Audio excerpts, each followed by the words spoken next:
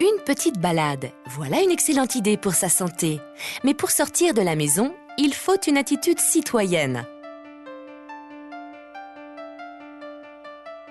La majorité des chiots naissent à la campagne, mais connaîtront une vie urbaine. La loi s'applique aux hommes, mais concerne aussi les chiens. Le maître doit la respecter, le chiot doit l'apprendre. En ville, si un chien se fait renverser par une voiture alors qu'il n'était pas en laisse, c'est le propriétaire du chien qui est responsable des dégâts. Un chien qui fait ses besoins n'importe où, c'est prendre le risque d'une contravention. La propreté, c'est une question d'habitude et de citoyenneté. Mieux vaut l'encourager quand il réussit à faire au bon endroit. Petit à petit, il va y arriver. En attendant, il faut bien sûr ramasser ses crottes pour éviter de salir l'environnement et gêner les autres. C'est le plus tôt possible qu'il faut lui apprendre les bonnes manières. Un chien bien éduqué peut suivre son maître en toutes circonstances. Si vous vous sentez dépassé ou si vous ne savez pas comment faire, il existe partout des clubs d'éducation canine qui vous aideront à bien éduquer votre chiot. À la campagne, le chiot va pouvoir se défouler, découvrir un nouvel environnement. Un chiot a besoin de se dépenser, de jouer, de se promener, de faire du sport. Il ne faut jamais oublier que même s'il a été domestiqué et qu'il fait maintenant partie du cercle familial, il reste un animal qui a besoin d'activités variées. Mais trop d'efforts risquerait de le fragiliser. Il faut trouver le juste compromis. Le sortir le plus souvent possible, oui, mais sans le fatiguer et en évitant de le faire sauter, car il faut ménager ses articulations. De retour de promenade, une inspection s'impose. Il faut débarrasser le chiot d'éventuels parasites et vérifier que des épines ne se sont pas introduites dans ses oreilles ou ses coussinets.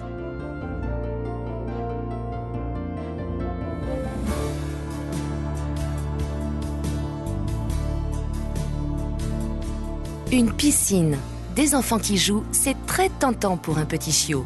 Mais s'il venait à sauter, il ne pourrait pas s'agripper pour remonter.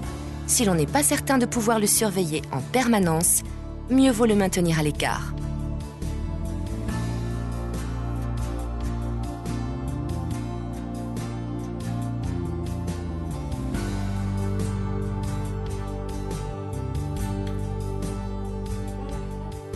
La maison aussi présente bien des dangers et certains que l'on ne soupçonne même pas.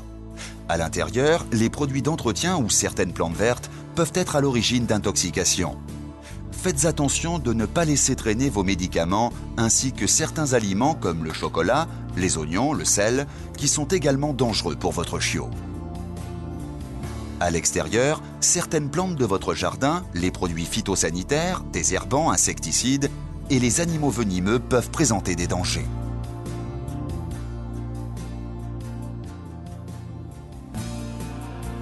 C'est bien connu, les voyages forment la jeunesse. Pour qu'un chien se sente à l'aise dans ses déplacements, son maître doit l'habituer très tôt à l'accompagner dans ses différents moyens de transport. En voiture, il est préférable de commencer par de petits trajets. Et pour éviter que le chiot ne soit malade, par exemple sur la route des vacances, mieux vaut lui donner un repas léger 10 heures avant le départ.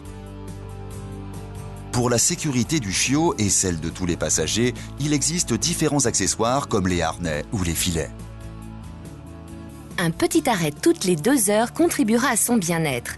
Si un arrêt se prolonge, attention à la déshydratation et au coup de chaleur qui peut être fatal pour le chiot. Dans les transports publics, un chiot de petite taille peut généralement voyager en compagnie de son maître, dans un sac adéquat. Pour les chiens de grande race, il est recommandé de se renseigner auprès des compagnies de transport. Pour tous ces voyages, le chiot devra être en conformité avec les lois locales.